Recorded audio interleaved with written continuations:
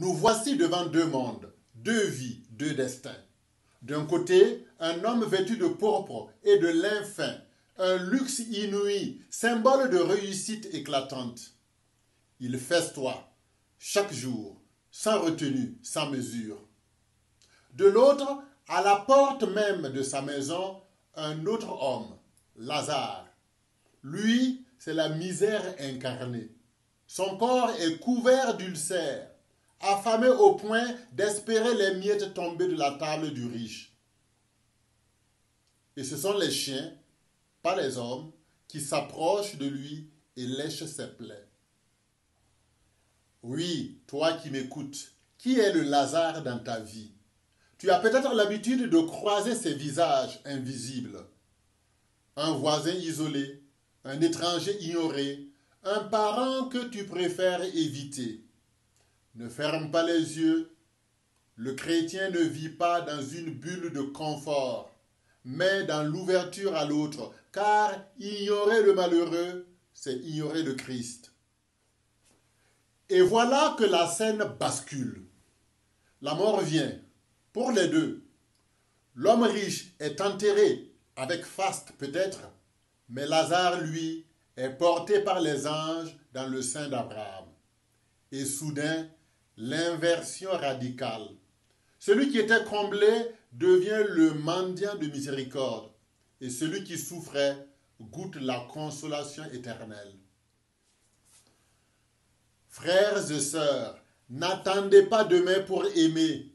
Nous vivons comme si la vie était une répétition générale, mais il n'y a pas de deuxième représentation. Le temps de choisir, c'est maintenant.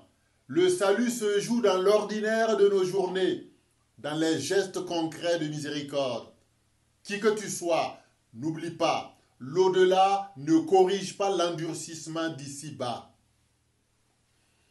Alors, l'homme riche crie, suppliant Abraham, « Pitié, envoie Lazare, qu'il trempe le bout de son doigt pour me rafraîchir la langue. » Quelle ironie! Celui qu'il ignorait devient celui dont il quémande une goutte d'eau. Mais Abraham répond, « Entre nous et vous, un grand abîme a été établi. » Oui, l'abîme se creuse ici-bas. Chaque fois que tu refuses de partager, chaque fois que tu restes indifférent, chaque fois que ton cœur se ferme, tu creuses un fossé. Mais l'Évangile t'appelle à bâtir des ponts, car il sera trop tard. Tu veux la vie éternelle? Commence à désamorcer les abîmes dans ta maison, dans ton quartier, dans ton église. Alors le riche, désespéré, pense à ses frères. Envoie Lazare les avertir pour qu'ils ne viennent pas dans ce lieu de tourment. Abraham réplique, ils ont Moïse et les prophètes, qu'ils les écoutent. Et quand l'homme insiste, non, mais si quelqu'un revient d'entre les morts, ils se convertiront. Abraham tranche. S'ils n'écoutent pas Moïse et les prophètes, même si quelqu'un ressuscite d'entre les morts, ils ne seront pas convaincus. Toi, mon frère, toi, ma sœur, ne cherche pas des miracles spectaculaires, des signes extraordinaires. Tu as déjà la parole de Dieu, tu as l'évangile, tu as le témoignage de la résurrection du Christ. Qu'attends-tu pour te convertir? Ne dis pas, un jour, quand j'aurai le temps. Non, le temps c'est aujourd'hui.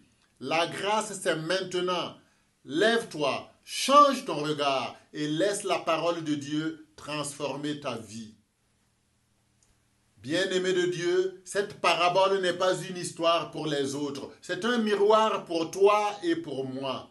Le riche n'est pas condamné pour avoir été riche, mais pour avoir été aveugle, sourd, indifférent. Lazare n'est pas sauvé parce qu'il était pauvre, mais parce que dans sa pauvreté, il a gardé son nom inscrit dans le cœur de Dieu. Alors, retiens ceci. Ne laisse jamais un Lazare mourir de solitude devant ta porte. Ne vis pas comme si ta table était éternelle. N'attends pas un signe du ciel. le Christ est déjà ressuscité. Frères et sœurs, aujourd'hui, Dieu nous appelle à choisir la vie, à ouvrir nos yeux, à élargir notre cœur. Le Christ nous donne Lazare comme un chemin de salut. Dans son regard, reconnaissons le visage du Dieu crucifié qui nous attend. Écoutons la parole qui crie « Ce que vous avez fait au plus petit, c'est à moi que vous l'avez fait. » Si tu l'écoutes et la mets en pratique, un jour, toi aussi, tu seras porté par les anges dans la joie du royaume des cieux. Alors, n'attends plus, c'est l'heure de vivre la charité qui sauve.